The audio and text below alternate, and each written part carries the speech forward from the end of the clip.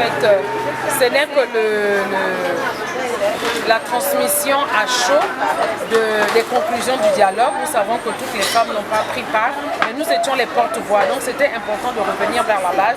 Et là, c'est juste, comme on peut dire, un teaser, parce que les femmes sont en train de s'organiser dans toutes les plateformes, que ce soit le Réseau national des femmes médiatrices de paix, le Salon de la femme, l'ONG Finance Solide, l'ONG Cri de femmes, Grassland, Gabon Groupe Résolution 1325 et toutes ces plateformes des femmes qui ont pris l'engagement de partir vers la base pour pouvoir restituer les conclusions de ce dialogue. Et moi, en tant que députée de la transition, c'était important de revenir vers ces femmes qui travaillent avec nous depuis longtemps. Vous savez, souvent lorsque les leaders émergent, c'est que derrière il y a une base. Et ces femmes travaillent avec nous depuis plus d'une dizaine d'années pour avoir bénéficié de nos programmes d'autonomisation économique.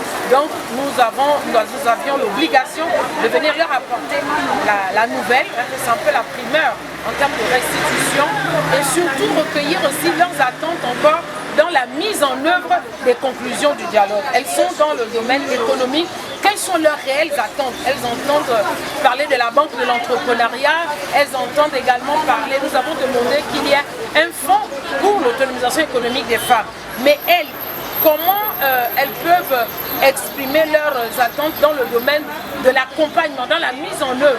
Voilà, les grandes structures, on peut dire les grandes entreprises, n'ont pas les mêmes défis qu'elles. Donc c'est important qu'elles puissent s'exprimer. Donc on leur a donné également la tribune pour qu'elles puissent faire passer un message d'abord de remerciement puisqu'elles veulent remercier le chef de l'État. Et nous, toutes les femmes, nous remercions pour le relèvement du quota de 30 à 40% avec l'ambition d'aller vers 50% parce que l'idée c'est l'égalité. Donc nous voulons également faire passer un message pour dire que la femme gabonaise, où qu'elle soit, au milieu rural, qu'elle soit au marché, qu'elle soit en ville, toutes les femmes vont bénéficier de ces dispositifs.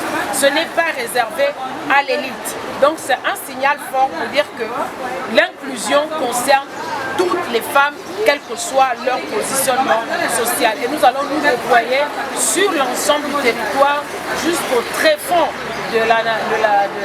du Gabon pour apporter ce message. Et nous allons également être les porte-parole de ces femmes auprès des décideurs pour dire nous sommes allés à la base, elles sont satisfaites et remercient le chef de l'État.